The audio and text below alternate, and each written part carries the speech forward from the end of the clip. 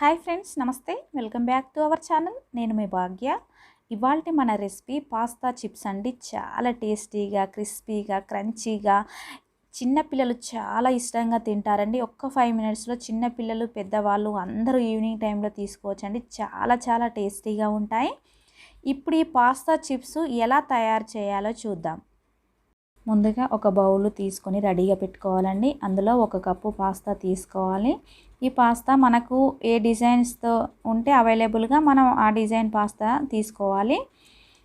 అలాగే stove on చేసుకొని stove పై ఒక ప్యాన్ పెట్టి 2 పెద్ద గ్లాసుల వాటర్ పోసుకొని 1 పావు ఆయిల్, ఒక చిన్న లెమన్ చెక్క రసం పిండి వేసుకోవాలండి. ఎందుకంటే పాస్తా అనేది ఆయిల్ వల్ల అంటుకుపోకుండా ఉంటుంది. ఈ నిమ్మకాయ జ్యూస్ వల్ల కొంచెం పులుపు అనేది వచ్చేస్తుంది పాస్తాకి. చాలా టేస్టీగా ఉంటుంది అన్నమాట.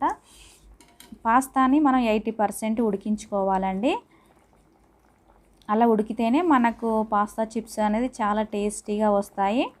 చాలా క్రిస్పీగా కూడా ఉంటాయి అన్నమాట. చూడండి, ఇలా ప్రెస్ చేస్తే ఇలా దగ్గరికి రావాలి అన్నమాట. ఇప్పుడు అలా ఉడికిన తర్వాత మనం స్టవ్ ఆఫ్ చేసుకొని పాస్తా వాటర్ వంపేసి పక్కన పెట్టుకోవాలి.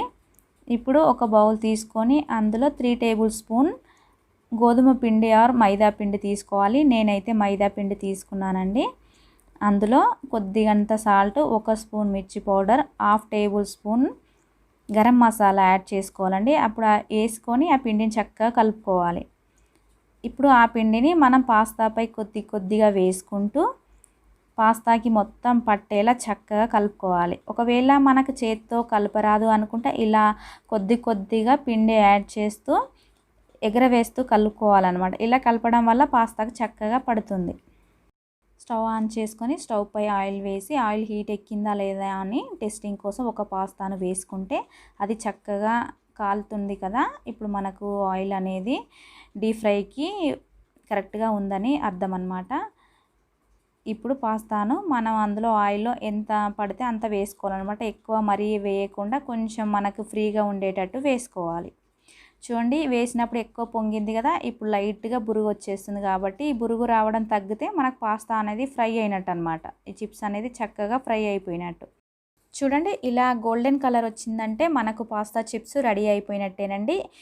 ఇక మిగతాయి కూడా అలానే వేసేసుకొని సర్వ్ చేసుకుంటే సరిపోతుంది. ఓకే, చూసారు కదా ఎంతో రుచికరమైన పాస్తా చిప్స్ని.